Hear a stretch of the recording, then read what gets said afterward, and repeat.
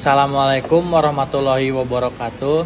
Halo semuanya, kami dari kelompok 5 yang beranggotakan Aisyah, Albian, Kalia, Tri, dan Yopi akan mempresentasikan bab 3, Sistem Informasi, Organisasi, dan Strategi.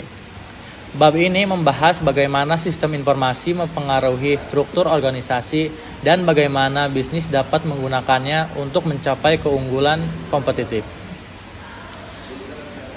Slide selanjutnya, pendahuluan.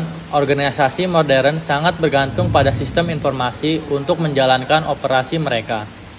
Sistem informasi bukan hanya alat bantu, tetapi juga mengubah cara perusahaan bekerja dan bersaing. Pertanyaan utama yang akan kita bahas hari ini adalah satu, bagaimana sistem informasi mempengaruhi organisasi. Kemudian, bagaimana organisasi dapat menggunakan sistem informasi untuk menciptakan strategi bisnis yang sukses. Oke, selanjutnya hubungan sistem informasi dan organisasi. Nah, organisasi ini terdiri dari struktur, budaya, dan proses kerja yang berbeda. Sistem informasi mempengaruhi organisasi dalam beberapa cara. Yang pertama, struktur organisasi dan sistem informasi. Perubahan struktur organisasi ini mengurangi hierarki, meningkatkan fleksibilitas. Lalu ada dampak sistem informasi pada pengambilan keputusan. Dalam hal ini, mendukung pengambilan keputusan untuk memberikan data yang lebih akurat dan cepat. Lalu ada bagaimana sih sistem informasi mengubah alur kerja.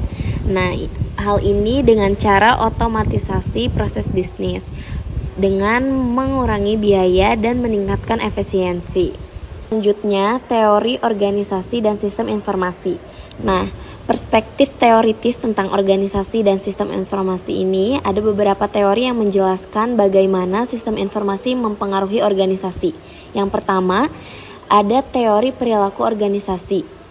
Ini mengkaji bagaimana individu dan kelompok dalam organisasi berinteraksi dengan teknologi. Lalu yang kedua ada teori ekonomi, fokus pada bagaimana sistem informasi mengurangi biaya transaksi dan meningkatkan efisiensi. Lalu yang ketiga ada teori sosial politik, yang menunjukkan bagaimana sistem informasi dapat mempengaruhi distribusi kekuasaan dalam organisasi. Sebagai contoh, di banyak perusahaan, sistem informasi telah mengurangi peran manajer tingkat menengah karena otomatisasi laporan dan analisis data. Selanjutnya adalah sistem informasi dan strategi bisnis.